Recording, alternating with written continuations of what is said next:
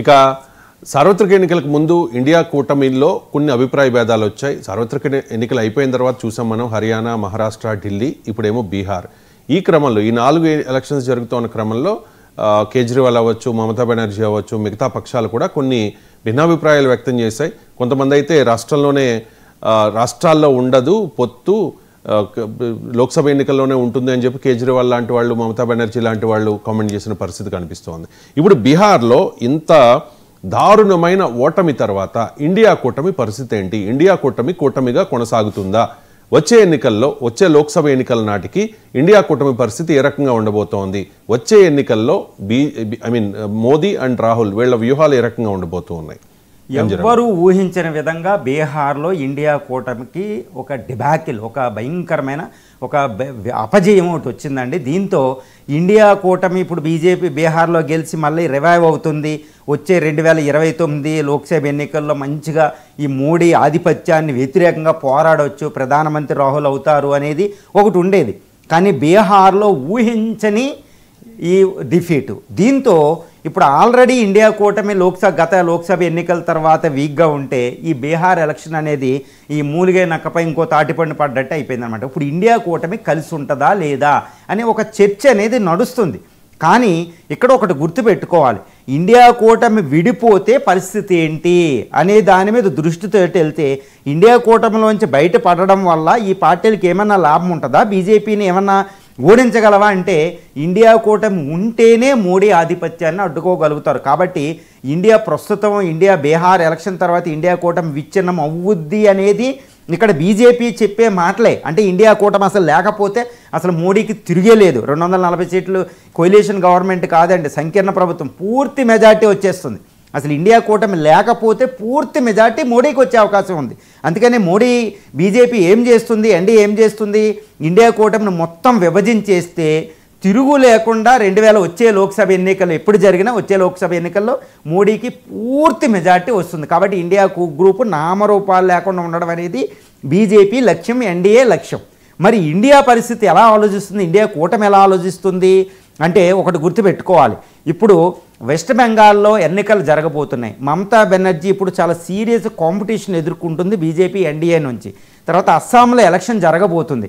అక్కడ బీజేపీ నేతృత్వంలోని మోడీ ఆధిపత్యానికి వ్యతిరేకంగా, అంటే ఒక రకంగా డామినెన్స్ ఉంది ఇండియన్ పాలిటిక్స్లో. ఇప్పుడు ఆయనకి వ్యతిరేకంగా పోరాడాలి అంటే ఇండియా కూటమి కలిసి ఉండడమే జరిగిద్ది.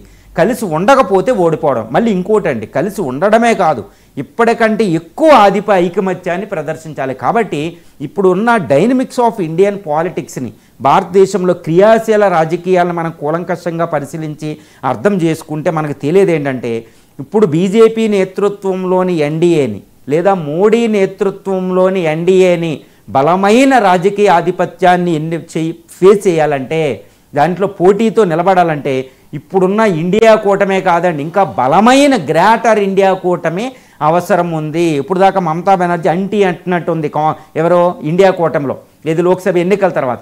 ఇప్పుడు మమతా బెనర్జీకి ఇండియా కూటమి ఆవశ్యకత లేకపోతే చాలా కష్టం. ఎందుకంటే చూడండి, బీహార్లో ఒక ఎంఐఎం పక్కన ఉండడం వల్ల, ఒక జన స్వరాజ్ పార్టీ అనే చిన్న పార్టీలు పక్క ఉండడం వల్ల, బీఎస్పీ సైడ్ అవ్వడం వల్ల, చాలా చిన్న చితక పార్టీలన్నీ సైడ్ అవ్వడం వల్ల ఇండియా కూటమికి ఓటమి లభించింది. అక్కడ గుర్తుపెట్టుకోవాలి, బీజేపీ వ్యూహం అక్కడ సఫలమైందండి.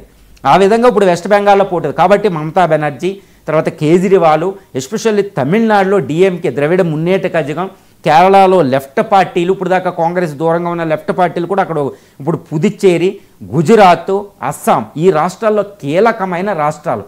ఈ రాష్ట్రాల్లో మోడీ ఎన్డీఏ ఆధిపత్యాన్ని అడ్డుకోవాలంటే గ్రేటర్ ఇండియా అంటే ఇప్పుడు దాకా దూరంగా ఉన్న చిన్న చితకా పార్టీలు కూడా లాక్కోవాలి. ఇప్పుడు వరకు వ్యతిరేక భావంతో ఉన్నాయన్నీ కుదరకుండా ఒకరి నేతృత్వంలో చూడండి, ఎన్డీఏ బీజేపీ మోడీ నేతృత్వంలో ఏ పార్టీ అయినా అక్కడ పనిచేస్తూ ఉంటుంది. ఇప్పుడు జేడీయూ అధినేత చాలా పెద్ద సీనియర్ మోస్ట్ లీడర్ అయినా మోడీ మాటే మనకు వినపడింది, చిరాగ్ పాస్వాన్ మాట వినపడలేదు, మోడీ మాటే వినపడింది. ఆ విధంగా కాంగ్రెస్ నేతృత్వంలోని ఇండియా గ్రూపులో అది లేదు. కాబట్టి బీజేపీ ఎన్డీఏ నుండి ఇప్పుడు ఇండియా గ్రూపు ఇంకా నేర్చుకుని ఉంటేనే వచ్చే లోక్సభ ఎన్నికలు. నా దృష్టిలో నేను చెప్పాలి అంటే ఒకటేనండి, ఇండియన్ డైనమిక్స్ ఆఫ్ పాలిటిక్స్ని గమనిస్తే తేలేదు ఏంటంటే ఇప్పుడు ఇండియా గ్రూప్ విచ్ఛిన్నం జరగదు. విచ్ఛిన్నం జరిగితే మామూలుగా ఇంక ఇండియన్ పాలిటిక్స్లో మోడీకి తిరుగులేని పూర్తి ఆధిపత్యం రాబోతుంది.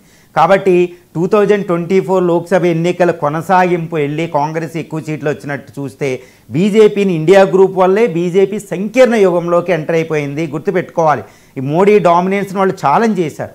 అంటే ఇప్పుడున్న ఐకమత్యం కాకుండా ఇంకా ఎక్కువ ఐకమత్యం, అంటే గ్రేటర్ ఇండియా గ్రూపు రాగలిగితే మమతా బెనర్జీ అధికారం నిలబెట్టుకోవచ్చు, డిఎంకే స్టాలిన్ అధికారం నిలబెట్టుకోవచ్చు, గుజరాత్లో అక్కడ అస్సాంలో మళ్ళీ అధికారంలో రావచ్చు, వెస్ట్ బెంగాల్లో మమతా అధికారం నిలబెట్టుకో. కాబట్టి గ్రేటర్ ఇండియా గ్రూప్ ఫామ్ అవ్వబోతుంది.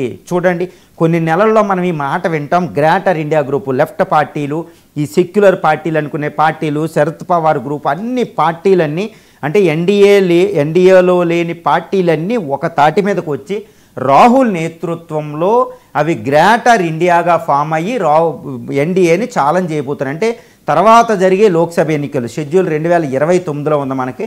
ఆ లోక్సభ ఎన్నికల మహాభారతాన్ని మనం చూడబోతున్నాం.